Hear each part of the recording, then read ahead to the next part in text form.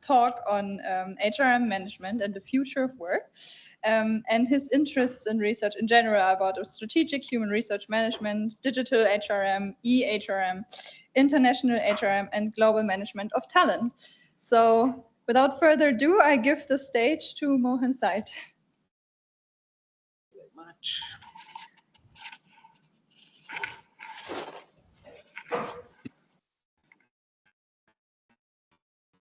Good afternoon, everybody. Yesterday, I was fortunate to meet some of the researchers at the center. And after talking to them, I realized the kind of blunder that I was committing. I think coming to a research center and talking about future of work, that specializes in that topic is like going to Vatican and doing a lecture on introduction to Christianity. But just like Christianity, you got several strands in that religion. So I think future of work can be approached from multiple lenses. And I believe there are more, industrial psychologists here than HR people. So I can always take refuge in the fact that, we, the HR people, are at the coal face, and this is what we are saying. So maybe you're saying something else. Anyway, today I want to basically take a look at future of work from the HRM perspective. All my life I've spent in HR, which is nearly 35 years. The first 10 years as a practitioner. And when I realized that practicing was too difficult, I decided to preach. So I went into PhD and got into academia. So you may call it core competency or core rigidity, but I've been HR, and it's been a fascinating time. When I joined, it was just a service or an admin function, very peripheral to the organization. Nobody really respected us. But today, HR is front and center to such an extent that, in fact, the business functionaries are saying, hey, we need to get in there because HR people don't seem to have any clue about what the business is all about. So I guess unless the HR people really wake up and become strategic partners of the business, their jobs will be taken over by the line people pretty soon. I start with the acknowledgement of the traditional land and the traditional landowners. Essentially, I look at the future of work from three perspectives: the work, the workforce, and the workplace. And I don't need to kind of elaborate much on these three fundamental tenets of the future of work. But the way I see it is that when it comes to work, obviously today we are moving beyond automation, generative AI, making a huge paradigmic shift again. And as a result of all of that, learning and development is becoming the major thing. But if you look at work, if you look at the history of work, it's really fascinating.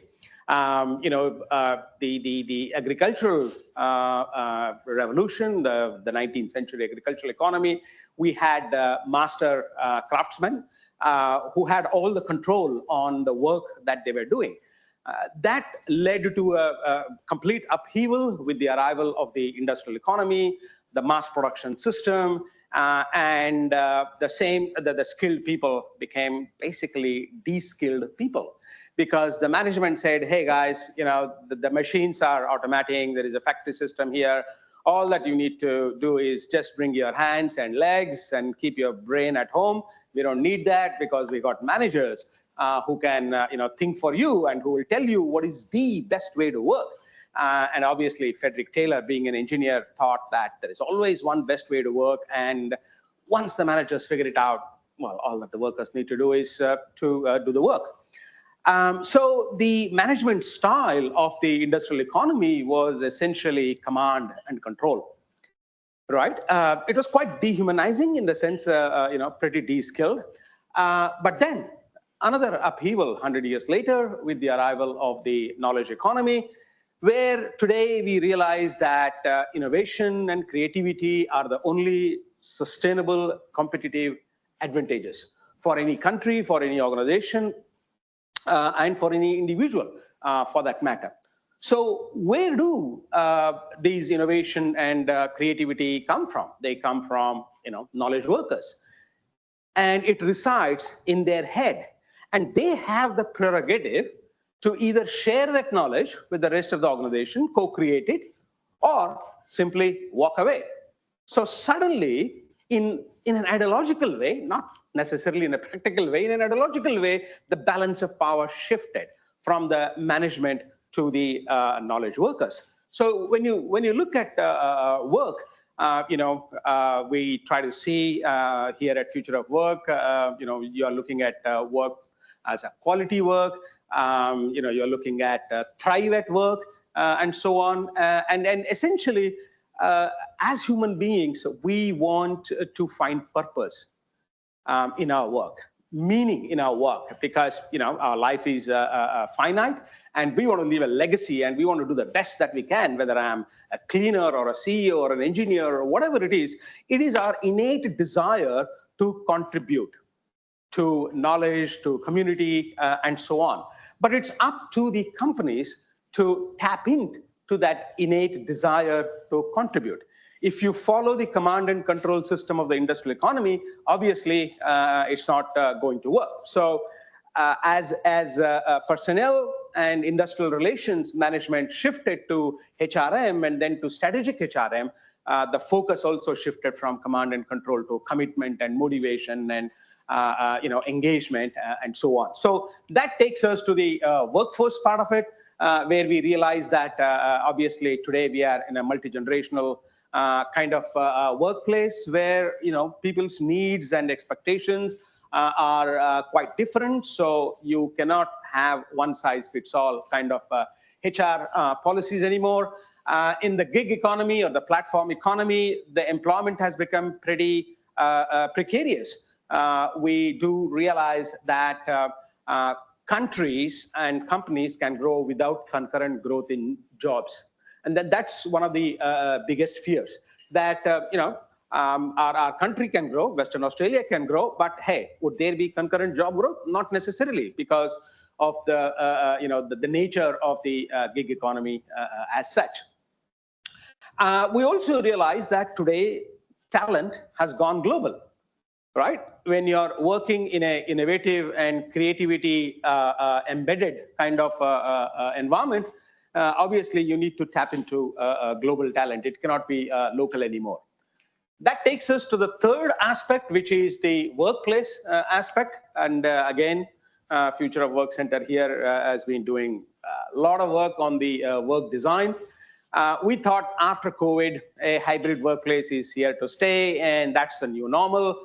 Before we could even understand that, the generative AI has come in.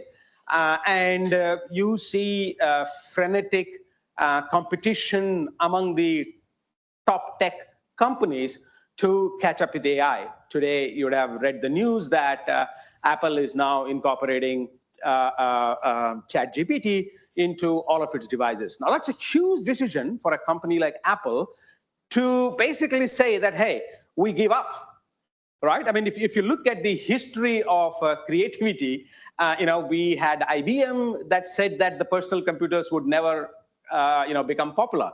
And that's where the Microsoft crept in. And Microsoft was a little bit late to the internet age, and that's where the Google came in.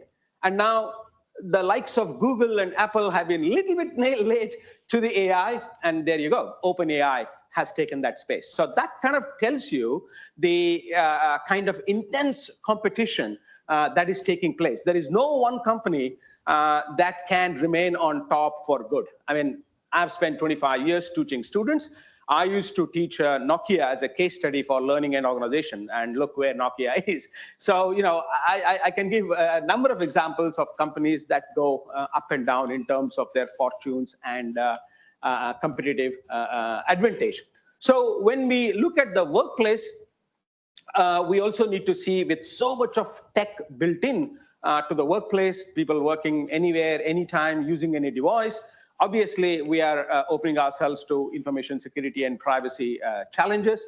I've done separate study on that as well. And the whole thing, when we put together, it boils down to employee experience. What are the employees feeling today? And there I will tap into my PhD students' work on employee experience. So that's essentially the context in which I would like to ground my work. Okay, I'll keep a watch on the time. So rather than going broad and deep into any one particular topic, I thought I will introduce you to 4 topics instead. Obviously, it's going to be a helicopter view, and some of the projects have been completed, and we have published papers, and some projects are underway, right? And all of them, I'll bring all of them together. Another thing you notice from this is that the first 2 are what we call as micro HR. Organization, firm-based kind of HR practices we are looking at. The other 2 are macro HR. Okay, we need to go outside to see what's happening in the environment. So that's the kind of thread with which I'm weaving today's story.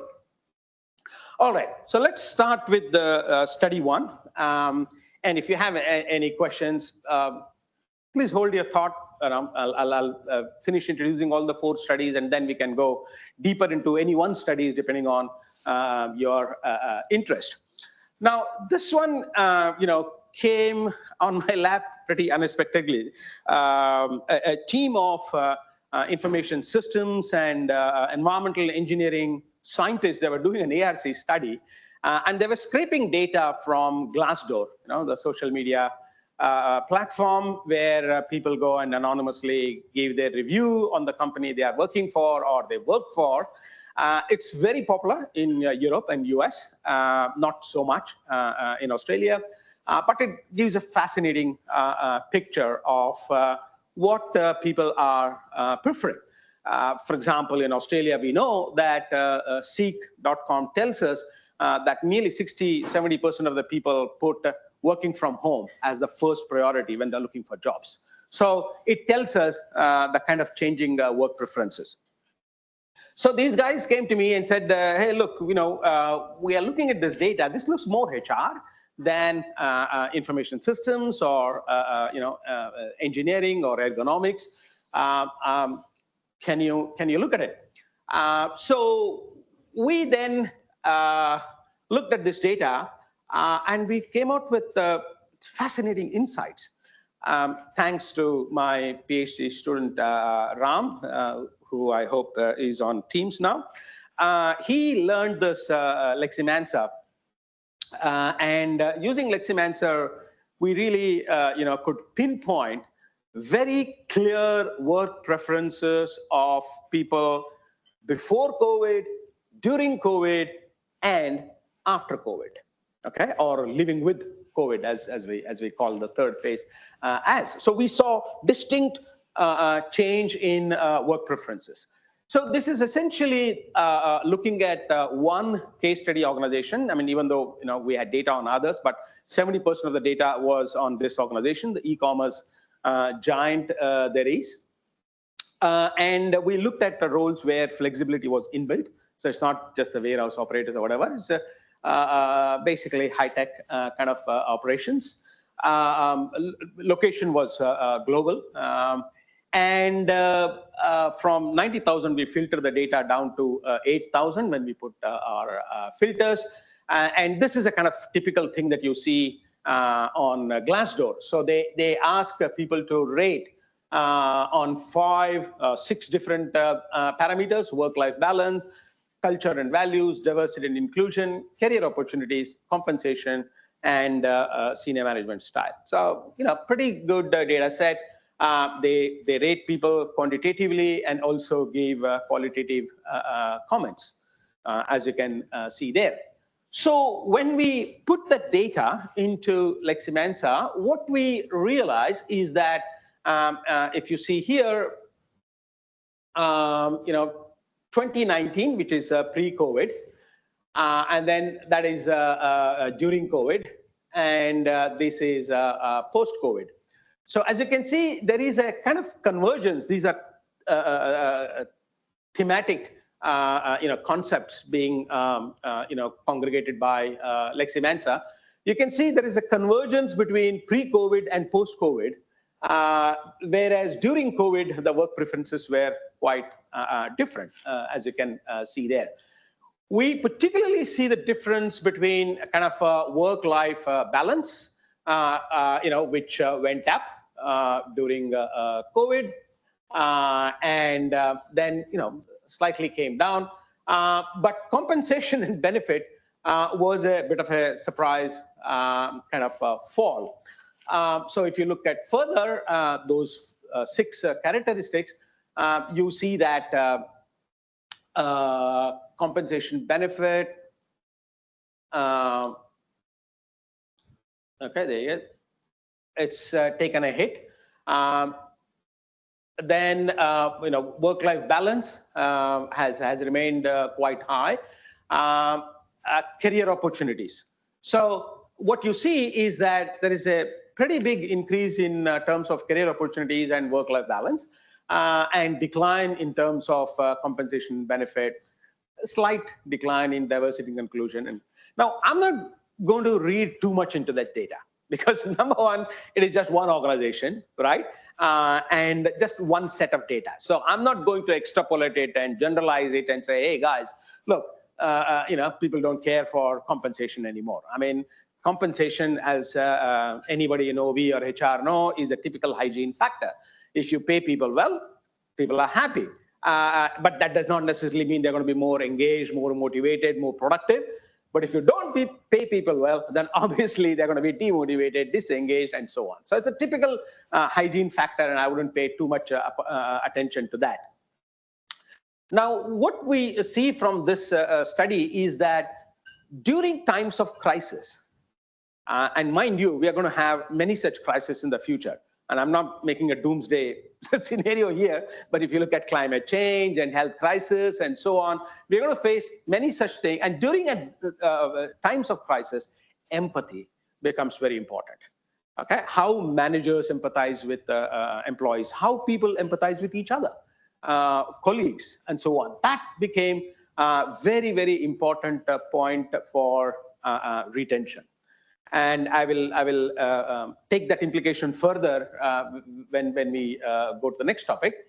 Compensation, as I said, doesn't appear to be so, because in a knowledge economy where your skills, your knowledge, it's a portfolio-based kind of career management, right?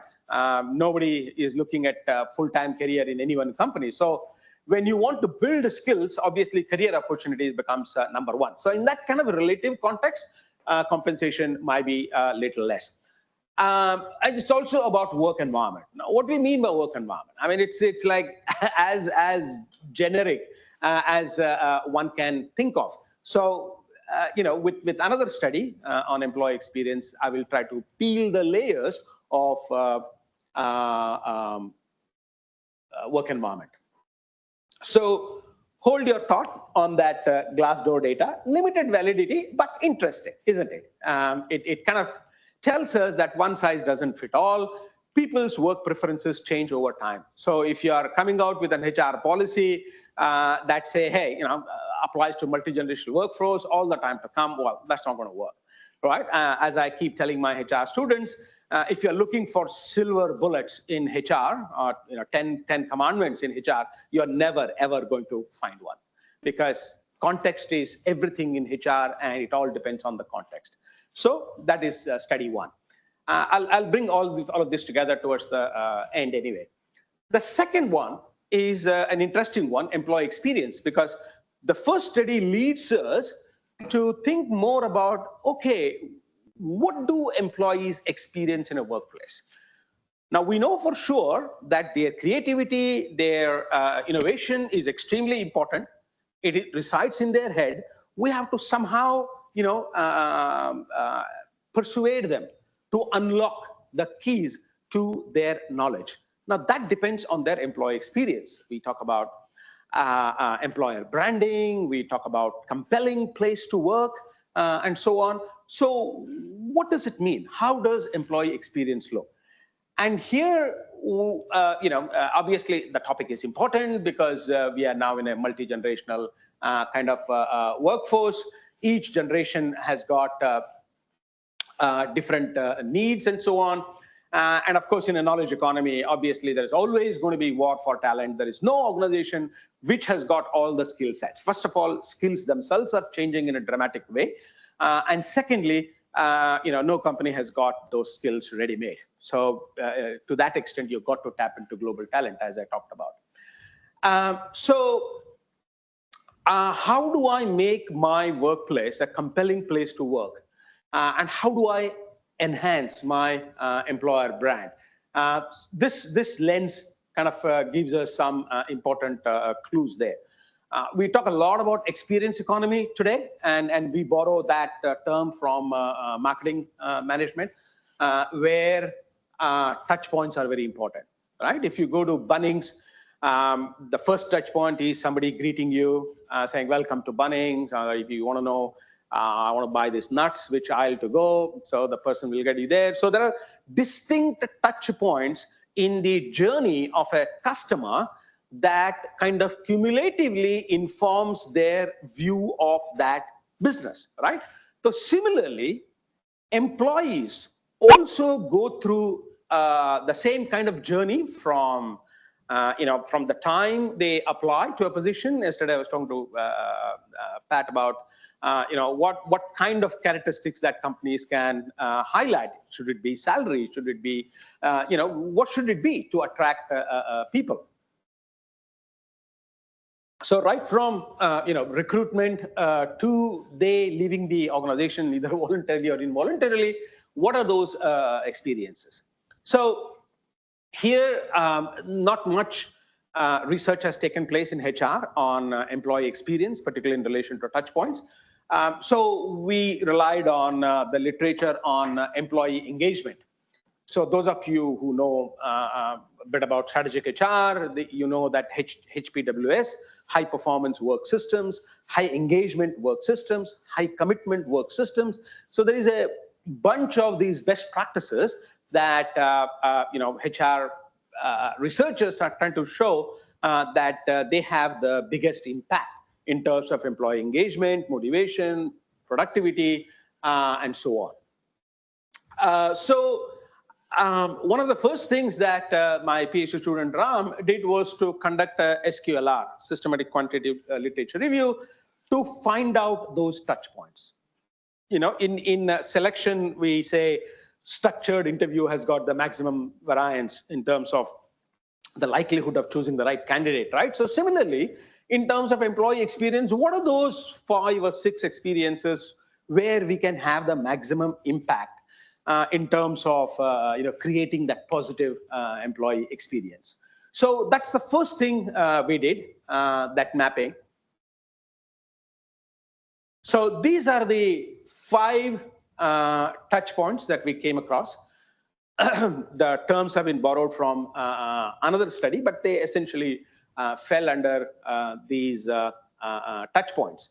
So if you look at job design, how do you do job crafting or job sculpting? Being in HR, some of the times these concepts are basically old wine in new bottle. We used to talk about person job fit, but today it's kind of other way around, fitting the job to the person rather than the other way around. So there are many ideas out there on that. Flexibility, that could include working from home. Then remuneration, giving distinct channel for employee voice, because mind you, trade unions are in a terminal kind of decline, and so that space is vacant. So it's very important for organizations to provide channel for employee voice, to know ground up what's happening. Okay. Obviously, today there is also focus on wellness, reflexivity, mindfulness, and so on. If you are too stressed, obviously, your creativity and innovation will not flourish. So there are many initiatives of that kind. There is also focus on informal workforce socialization. In fact, when it comes to designing appropriate workplaces, I think the biggest challenge is how do we provide that informal workforce socialization, the way you and I interact with each other. Can somebody force us to interact? And many companies have tried to do that with the mentoring schemes. They have forced people to be mentors and mentees. Doesn't work, isn't it? There needs to be some kind of chemistry between mentor and mentee. So there's a very fine balance between forcing people to do these kind of informal knowledge sharing or mentoring and leaving it all to themselves. So again, the finer points to look at there. Again, anybody who works in HR know that the most critical point for any employee experience is the immediate supervisor. Right? I mean, if the boss is a bully, harasses you sexually or whatever, it doesn't matter how great the company is, the policies are, remuneration is, the whole workplace becomes toxic. So we know that very well. That's why companies like Google and Microsoft have 40% weightage to people-related factors when they are evaluating their managerial performance.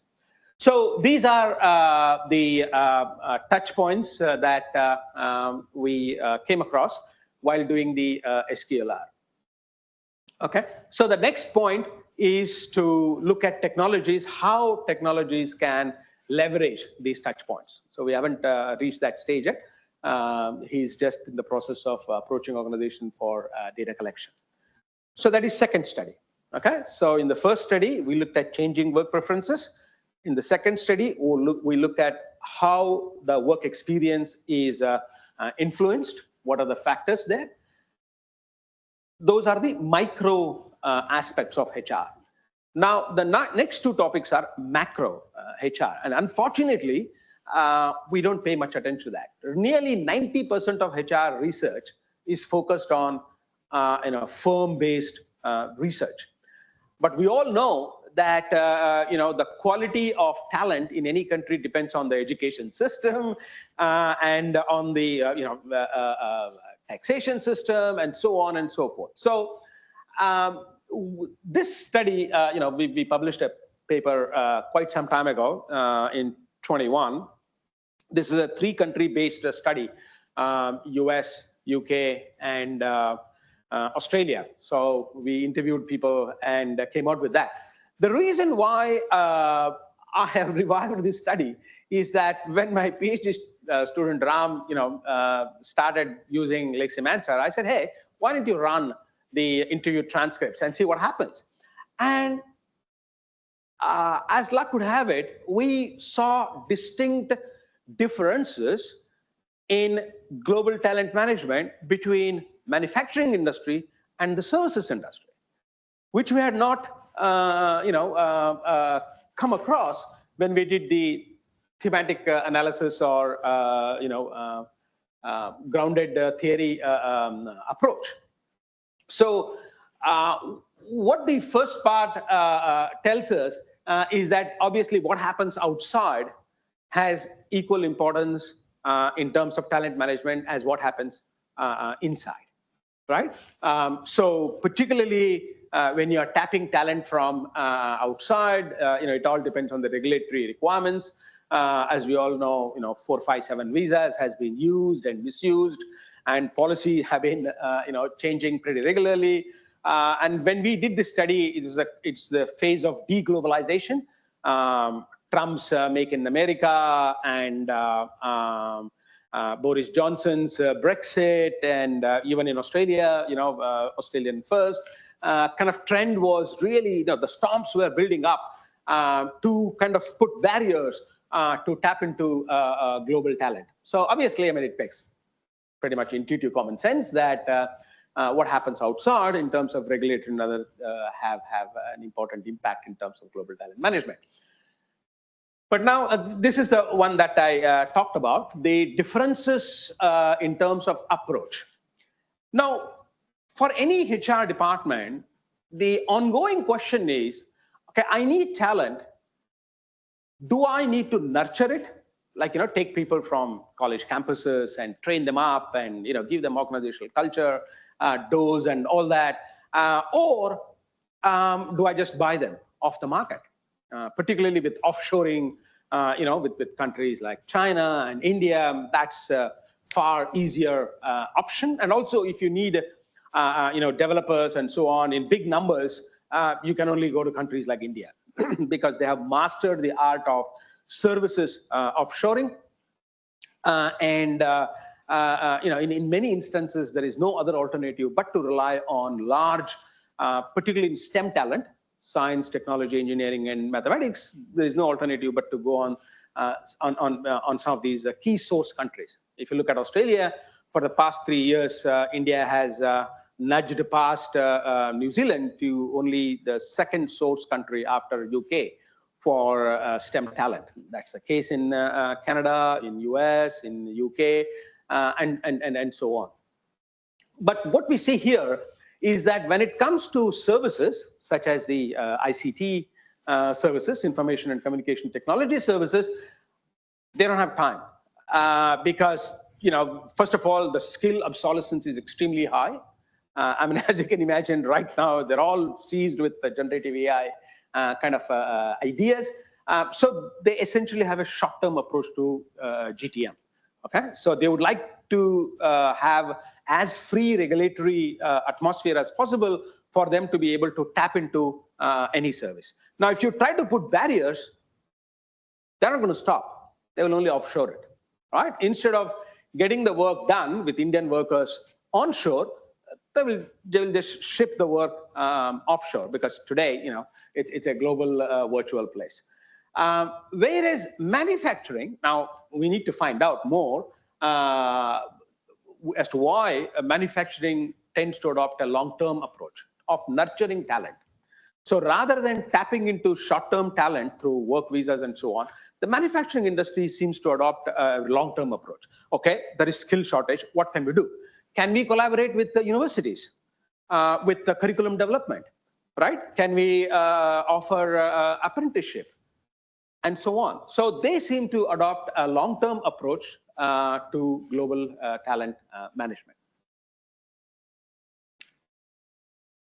Okay, the last one is, obviously EHRM, digital HRM is one of the main areas of my specialities, and I published a book in 2019. Before that, I had published another book on human resource information systems, which was globally adopted, but that was in the era of enterprise resource planning, and it soon became redundant. So, I edited this new book, including analytics, cloud computing, and so on. Essentially, when you look at the digital HR strategy, because we talk about digital economy and so on. So how do we make sense of this? Perhaps we could approach a GPS approach. Where are we? Where do we want to go? And how do we go there? Right? So the first thing about the digital economy is that there is a lot of haze and fog at the moment.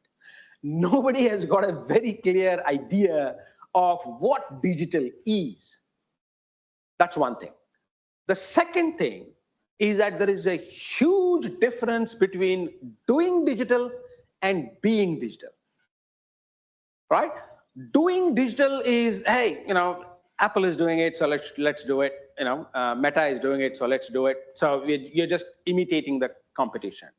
Whereas being digital is where it is in your DNA of your organization. If you adopt the learning organization mindset, it needs to be part of your DNA, because being digital requires quite a fundamental shift in terms of workforce, and workplace. So the first thing we see here, where are we now? is that, again, the influence of the, if you know about RBV, resource-based view perspective in HR, you know that there is an inside out and outside in. So if you look at outside, it depends on economic competitiveness, technological intensity in the country where you are, social, political, economic aspects, labor market demand. And for example, in many of the Western nations, the birth rate is falling dramatically, and people need to reskill themselves, on an ongoing basis. Can you do that? I mean, reskilling in a knowledge economy is such that you become a master at something, you reach the top or the zenith of your career, and then dump, you reach rock bottom, and you start all over again. Right? I mean, during my sabbatical, one of the things I've done is to experiment with social media. So I said, hey, I'm going to make a documentary, and I have learned so much about search optimization and creating thumbnails and clickbaits and so on. So it's not just about creating content, but how do you market that content? How do you make people see it? That's important as well. The point I'm making is there is this continuous cycle of learning, unlearning, relearning, all over again. So it's not easy. I mean, is your economy equipped for that? Do the people have the resilience to do that on an ongoing basis?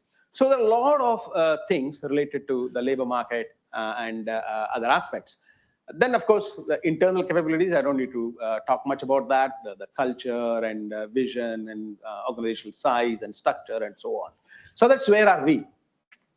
Where do we go? Obviously, we know from the employee experience literature and also from the Glassdoor literature that today we need to offer individualized, fit for purpose, future-proof kind of career management or suite of HR kind of practices. So curated HR practices is what is very, very important, personalized experience. Okay. The second one is obviously the learning framework. We need to, of course, go beyond the learning organization framework and invent new models of learning. And again, the learning styles are different across generations, across different type of multicultural population and so on. Okay, and bold and boundary pushing knowledge management architecture. If you have read anything about knowledge management, what you know is that managing failure is more important than managing success. Okay, how do I manage failure? Because when you experiment with innovation and creativity, 90% of the time you're bound to fail.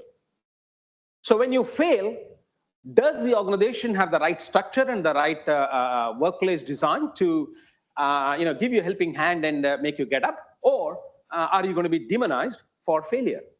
And if you're demonized, well, you are never, ever going to experiment again, right? So bold and boundary pushing knowledge management architecture.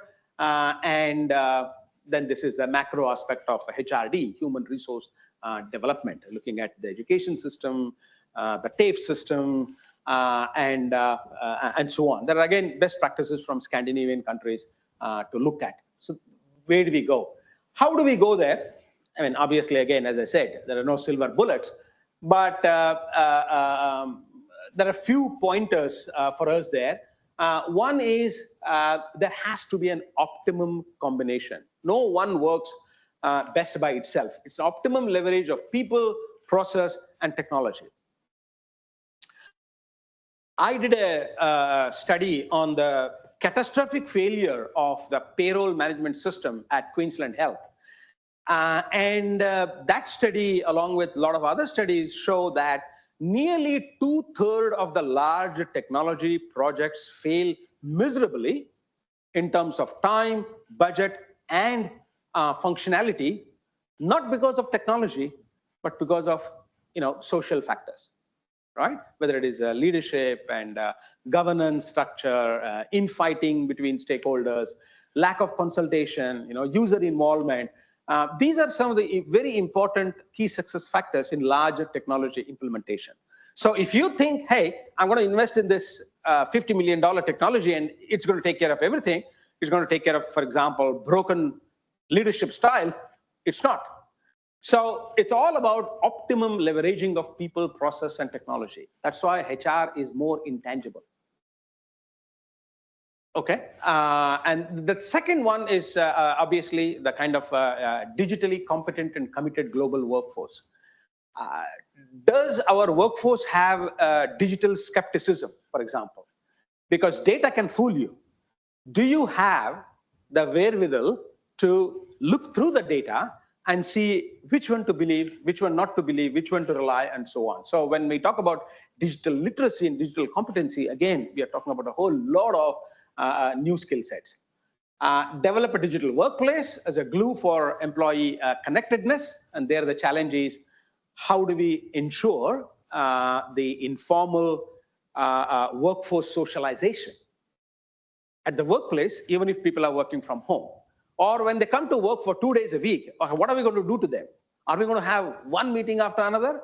How are we going to encourage that? I think it's going to be a quite fascinating study into the future as to how these workplaces will allow people flexibility, but at the same time also ensure that there is sufficient intellectual engagement and interaction between the people. The next one is secure information security and privacy.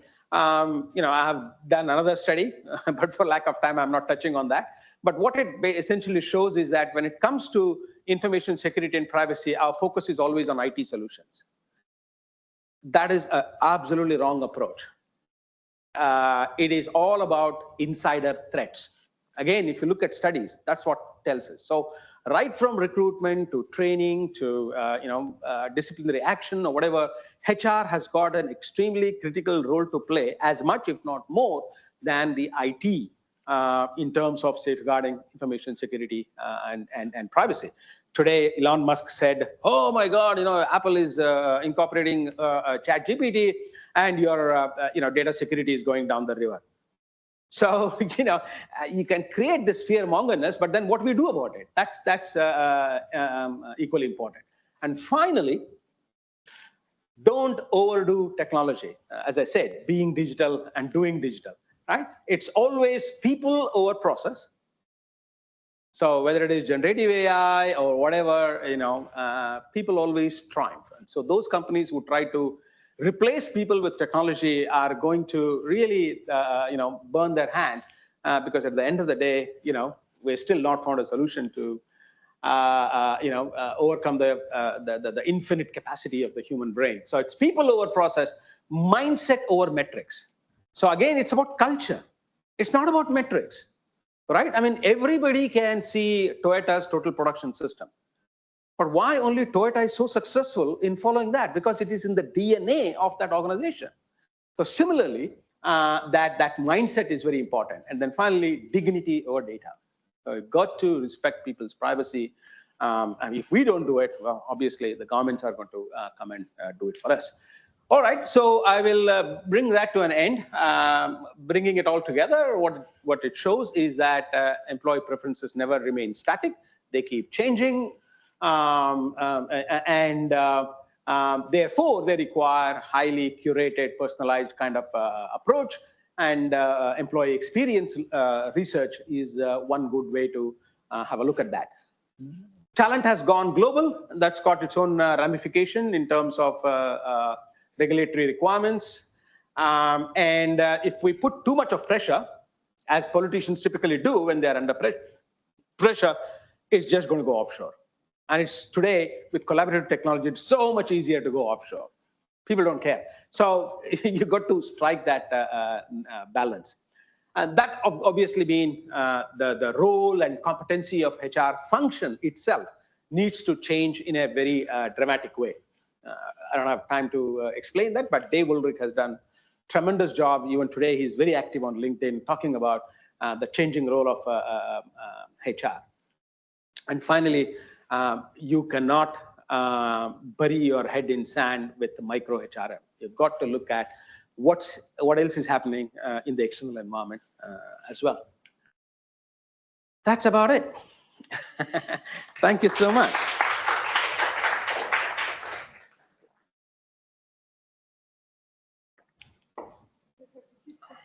You hear? Can you hear me online? Okay, awesome. Does anyone have questions? Okay, you can throw this thing, but I'm a bit scared. Thank you very much for your presentation. Thanks, Helen. It is. It's like a ball. Yeah.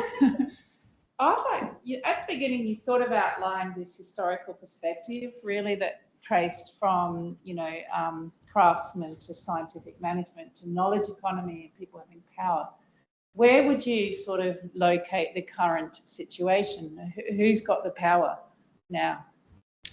That's a very big question. Yeah, well, no, it's an interesting question because there is an ideological answer to it and there's a practical answer to it. In theory, knowledge workers have the control. But if we look at the contours of the platform economy, we know that precarious employment is here to stay, right? And therefore, organizations still have got a big role to play in terms of shaping the career management of individuals, whether to guide them in the right direction. For example, I worked in the IT industry. We used to get intelligence from the marketing department as to what were the technologies that were going to come into the future, and then we would do our training program accordingly. And that kind of macro look only an organization can acquire and pass on to the individuals. And therefore, you see from the Glassdoor data that career opportunities becomes #1 priority. Those companies that offer people in the right direction to give them the right skills and constantly train them will be highly valued. So I guess, at the end of the day, I don't think there will ever be a day where, somebody like Steve Jobs or, Mark Zuckerberg will be walking on the street, thinking of $1 billion enterprise. These are exceptions rather than norm. So we still need an institutional mechanism to channel that talent. Okay, thank you. Who's next? Shannon. Yeah, let's do it. Yeah, thank you again for your presentation. I just had a question about your first study. So I know it was based on one company only via Glassdoor, but I'm interested to understand what you think about why compensation has become less important and why career opportunities have gone the other direction. And then you and I had chatted a little bit yesterday, but whether that is kind of a global phenomenon, you believe, or if it's localized. Yeah, I think I made a disclaimer at the very beginning that it is just a glimpse of data, and that too from one organization, Amazon. So Amazon is not really known for progressive HR practices or whatever. They are known for repressive HR practices than anything else. But it's a huge company, the top 5 tech companies in the world. So I really wouldn't read too much into compensation, because I know as an HR practitioner that you fiddle around with compensation and you pay anything less competitive because people are kind of obsessed with fairness and equity. If I believe that I'm putting more work than you, but I'm getting same salary or less salary, nothing is going to motivate me. I'm going to be so angry, right? So I wouldn't reach too much. It's a typical hygiene factor. Yeah, just by paying people the best salary in the world, you're not going to get engaged workforce. But if you don't pay competitive salary, then obviously, that's going to lead to problems.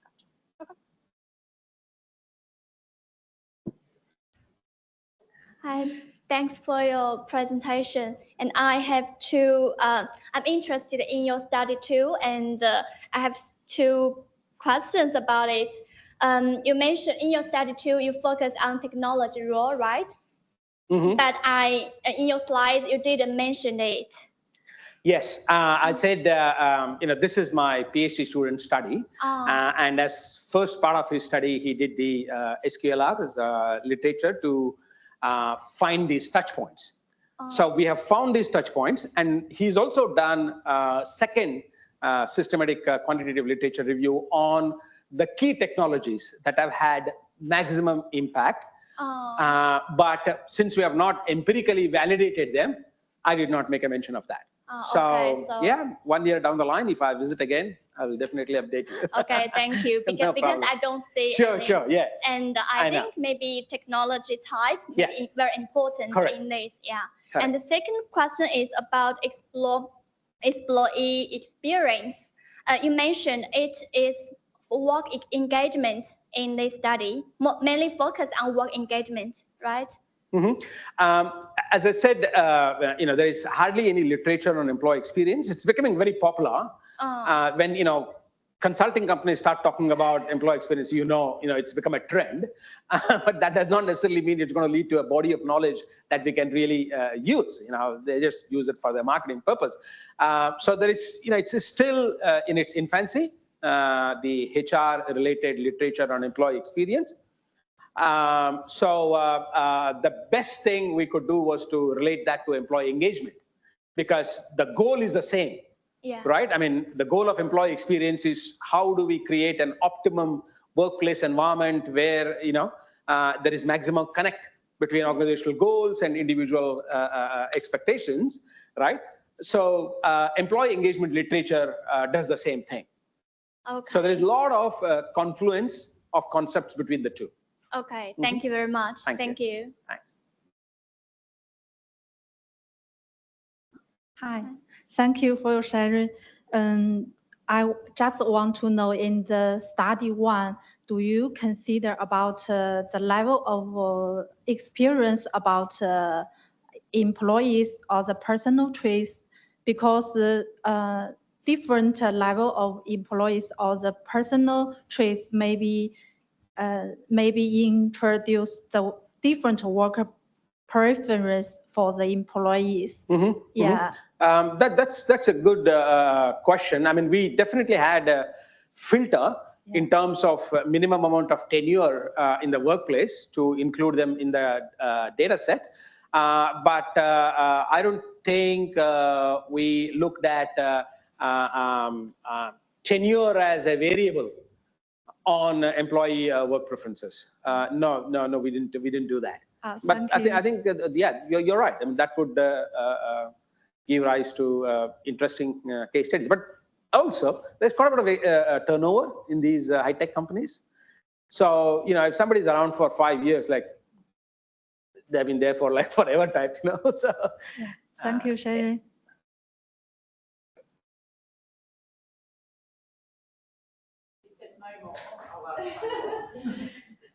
I think at the end you talked a bit about the role of HR and how it needs to change. Can you say a bit more about that, and also whether you perceive that the right training is happening in universities, and we're attracting the right people into those roles? I'd be interested in your broader perspective on, are we cultivating these sorts of people in HR? Yeah. Well, as I said, Dave Ulrich has done tremendous work in that field. Right from the 90s, he has been, conducting 5-year studies to understand the changing role of HR people and the competencies that they require. Way back in 97, when he wrote his book in Harvard Business Review, he talked about 4 roles. Employee champion, which is more of an idealistic role, because I think HR is more in bed with management than with workers, right? So employee champion, administrative, efficiency, change agent, and strategic business partner. So that was the time when HR was coming out of its cocoon from a service function into a central function. So being a strategic business partner was very, very important. A lot of organizations, progressive organizations, have moved on that trajectory and have really progressed a lot. And I have done a lot of studies, over 25 years in IT companies. And what I have noticed is that the way they have achieved that sweet spot in HR in terms of understanding people is by inducting business people into HR. HR people by themselves, I'm sorry to say, they have historically failed the test of adaptability and agility. Forget digital literacy. Even their understanding of connecting HR with the knowledge management has been missing in action. So a lot of HR people are still stuck in that command and control kind of mentality. And that's why you see many companies telling people either you come back to work or we're going to sack you. I mean, in the US, of course, they can afford to do that.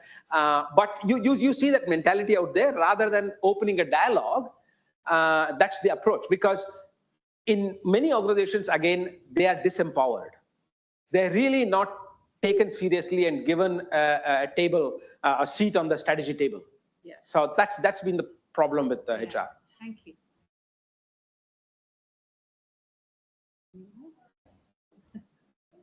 Perfectly on time. If there are no other questions, then thank you so much.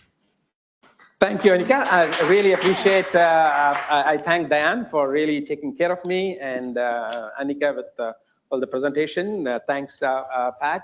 Thanks, Mark, for taking time off to meet with me yesterday. Really appreciate that.